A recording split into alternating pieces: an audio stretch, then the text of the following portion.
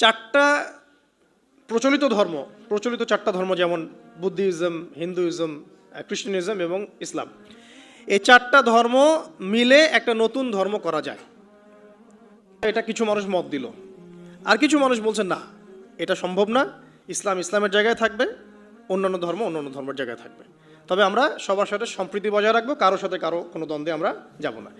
এখন এই বেশিরভাগ মানুষ যে বলছে যে সব ধর্মগুলো মিলে একটা নতুন মানব ধর্ম তৈরি করা যায়, ওই মতটা সঠিক হবে নাকি অল্প কিছু মানুষের মতটা সঠিক হবে? তো এখানে একটা মূলনীতি বুঝতে হবে যে কোরআন এবং সুন্নাহর অনুকূলে যে কোনো মত আসুক গ্রহণ করা যাবে, কোনো সমস্যা নেই। বিজ্ঞান হোক, দর্শন হোক, আপনার যে কোনো ইজম হোক, যে কোনো মতবাদ হোক, কোনো সমস্যা নেই। কিন্তু কোরআন এবং সুন্নাহর মূলনীতির বাইরে চলে গেলে কি সমস্যা?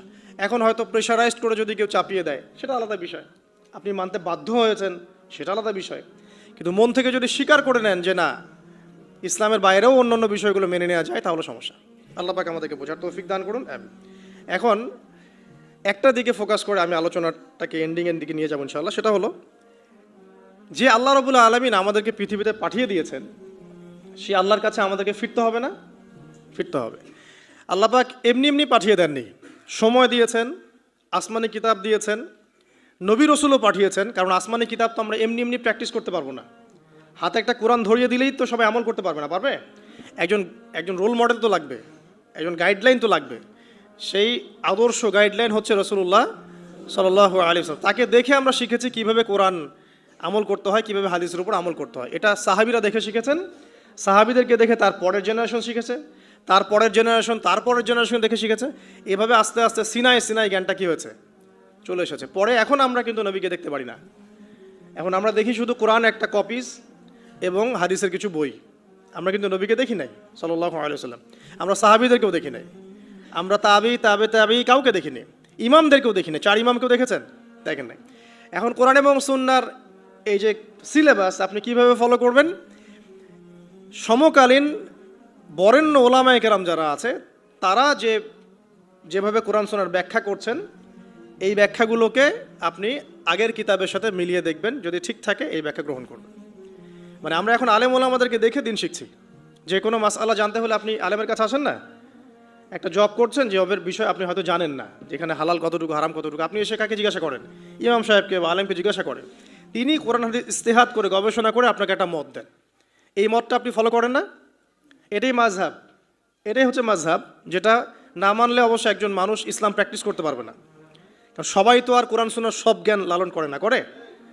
সবাই কি কোরআন সুন্নাহর সমস্ত জ্ঞান লালন করবে? কোরআন এবং হাদিস ফলো করতে হবে। তো কোরআনের সব আয়াত কি আমি জানি? সব আয়াতের ব্যাখ্যা আমি জানি? হাদিসের সব হাদিস কি আমার মুখস্থ আছে বা ব্যাখ্যা আমি জানি না। যেহেতু আমি কোরআন এবং হাদিসের সব কিছু জানি না, আংশিক জানি, তাই আমার জ্ঞানটা আংশিক হবে। এখন আমার সামনে একটা মাসআলা পড়ে গেল, যে মাসআলা সম্পর্কে আমার জ্ঞান নাই, তখন আপনি কি করবেন? নিশ্চয়ই কোনো আলেমকে জিজ্ঞাসা করবেন, কোনো বড় পীর সাহেবকে জিজ্ঞাসা করবেন, বা যিনি বরেণ্য স্কলার তাকে জিজ্ঞাসা করবেন। তিনি আপনাকে কোরআন সুন্নাহ গবেষণা করে একটা ইস্তেহাদ বা ফতোয়া দিবেন। এই যে আপনি তার মতটা নিলেন, এটাই মাযহাব, এটা খারাপ কিছু না, এটা পথ, মানে তার মতটা নেয়া। এটা না নিলে সাধারণ মুসলিমরা তো আর দিন পালন করতে পারবে না। সবাই তো আর বড় আলেম না, সবাইকে আলেম। যিনি বরেণ্য আলেম, যিনি কোরআন হাদিস সব পড়ে ফেলছে, তার ব্যাপার ডিফারেন্ট। সে নিজেই মুস্তাহিদ, তার তো আর মাযহাব মারার প্রয়োজন হচ্ছে না। সে তো নিজেই মুস্তাহিদ, সে তো নিজেই গবেষণা করে একটা রায় বের করতে পারে, তার তো আর মাযহাব মারার প্রয়োজন হচ্ছে না। তারপরেও এখন এই যুগে এই সৎসাহস কয়জনের আছে যে বলতে পারে কোরআন সুন্নাহর সব জ্ঞান আমি জানি? বলতে পারবে? এই কারণেই বরেণ্য ওলামায়ে কেরামরাও পর্যন্ত তাদের পূর্ববর্তীদের মাযহাবটাকে কি করেন? ফলো করেন। যেটা ফলো না করলে আপনি কিন্তু ইসলামটা পরিপূর্ণরূপে বুঝতে পারবেন না, সমস্যা হয়ে যাবে। আংশিক জ্ঞান নিয়ে যদি আপনি কোরআন সুন্নাহ গবেষণা করে মাসআলা বের করতে যান, সমস্যা হয়ে যাবে, আপনি বিভ্রান্ত হয়ে যেতে পারেন, যেহেতু সব জ্ঞান আপনার নাই। যেমন কিছু মানুষ বিভ্রান্ত হয়ে গেছে, কোরআন সুন্নাহ গবেষণা করে বলছে যে হাদিস আর মানার দরকার নেই, কোরআন মানলেই হবে। হ্যাঁ, এরকম অনেক মানুষ বের হয়েছে এখন। অনেক মানুষ দেখলাম সেদিন বলছে যে কোরআন সুন্নাহ গবেষণা করে দেখেছে যে নবী সাল্লাল্লাহু আলাইহি ওয়াসাল্লাম শেষ নবী নন, আরও নবী নাকি আসতে পারে, নাউজুবিল্লাহ। তো কোরআন সুন্নাহ গবেষণা করে সে তার ওই ভাঙাচুরা বুদ্ধিতে বুঝেছে যে লা ইলাহা ইল্লাল্লাহ কালিমা একবার মুখে পড়লেই হবে, আমলের কোনো দরকার নেই।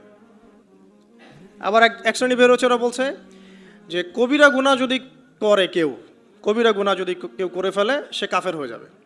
তাকে হত্যা করা যাবে, নাউজুবিল্লাহ। এরকম মানুষ যে বিভ্রান্ত হচ্ছে কেন? বিকজ নিজে নিজে অধিক পাণ্ডিত্যে প্রদর্শন করতে গিয়ে অন্যের মত, বড় বড় স্কলারদের, আলেমদের মতকে প্রত্যাখ্যান করে নিজে যখন সব কিছু বুঝি এমন দাবি করছে, তখন বিভ্রান্ত হয়ে যাচ্ছে।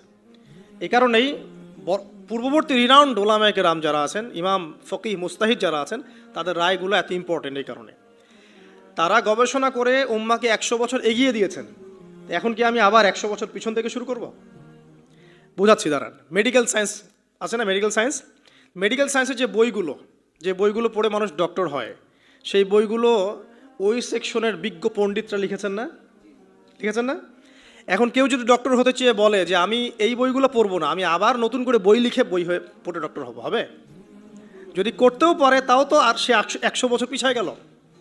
বুঝাতে পারছি না মনে হয়। কেউ ইঞ্জিনিয়ার হতে চায়, ইঞ্জিনিয়ারিং পড়তে গেলে তাকে অনেক বই পড়তে হয় না? প্রামাণ্য কিছু বই পড়তে হয়। সেই বইগুলো কে লিখেছে? বড় বড় ইঞ্জিনিয়াররাই লিখেছে এই সূত্রগুলো, তাই না?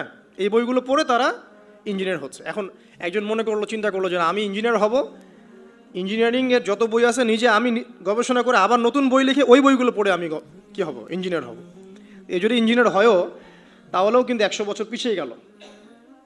বিজ্ঞানী হবে, যে বিজ্ঞানের অনেক সূত্র আছে না, ফিজিক্সের, কেমিস্ট্রি, বায়োলজির অনেক সূত্র আছে না? এই সূত্রগুলো গবেষণা করে করে মানুষ বড় বড় বিজ্ঞানী হচ্ছে না? এখন কেউ যদি চিন্তা করে না, আমি নতুন করে সব তত্ত্বগুলো আবার আবিষ্কার করে প্রামাণ্য বই লিখবো, সেই বই পড়ে নিয়ে আমি আবার বিজ্ঞানী হব, কত বড় বোকা! চিন্তা করেছেন? তো এখন বিষয়টা হচ্ছে, যারা 100 বছর এগিয়ে দিয়েছেন উম্মাকে, নতুন করে আবার 100 বছর পিছন থেকে শুরু করার কোনো মানে নাই। হ্যাঁ, এখন কি করতে হবে? যদি এমন নতুন নতুন কিছু মাসআলা বের হয় যেগুলো কোরআন সুন্নাহর সাথে সরাসরি পাওয়া যাচ্ছে না, তখন আপনি কি করবেন? আলেম ওলামাদের ইজতিহাদের আশ্রয় নেবেন। দেখবেন, আপনি যাচাই করে দেখবেন যে এই মাসআলাটা কোন কোন আলেম কিভাবে রায় দিচ্ছেন। তারপর আপনার বিবেক আছে, আপনার বুদ্ধি আছে, তো যেটা বলছিলাম শর্ট করে বলি, যে আল্লাহ পাক আমাদেরকে পৃথিবীতে নামিয়ে দিয়ে এতিম ছেড়ে দেন নাই। কোরআন সুন্নাহ দিয়েছেন, একটা রোল মডেলও দিয়েছেন। কোরআন সুন্নাহও নাজিল করেছেন, এটা দিয়ে ইসলামকে পরিপূর্ণ করেছেন, ঢোকানোর বের করার কোনো সুযোগ নাই। একই সাথে আল্লাহ পাক রাসূল সাল্লাল্লাহু আলাইহি ওয়াসাল্লামের আদর্শ সামনে রেখেছেন, এটাকে ফলো করে আপনাকে কোরআন সুন্নাহ মানতে হবে। এখন নবী নাই, সাহাবী নাই, তাবিঈ তারা নাই, কিন্তু তাদের উত্তরসূরি ওলামায়ে কেরাম তো আছে, মুস্তাহিদ কেরাম আছেন, মুফাসসিররা আছেন, মুহাদ্দিসরা আছেন। তাদের রায়গুলো মেনে আপনাকে দিন ফলো করতে হবে। হ্যাঁ, তাদের কোনো রায় যদি দেখা যায় কোরআন সুন্নাহর সাথে সরাসরি বিরোধী হয়ে গেছে, একজন বড় আলেম মনে করেন বললেন যে হ্যাঁ, সুদী এনজিওতে টাকা রাখা যেতে পারে, হয়তোবা সে বিক্রি হয়ে গেছে, বা তার কোনো মতের ভ্রম হয়েছে, বা কোনো একটা কারণে, কোনো স্বার্থে সেই কথাটা বলেছে।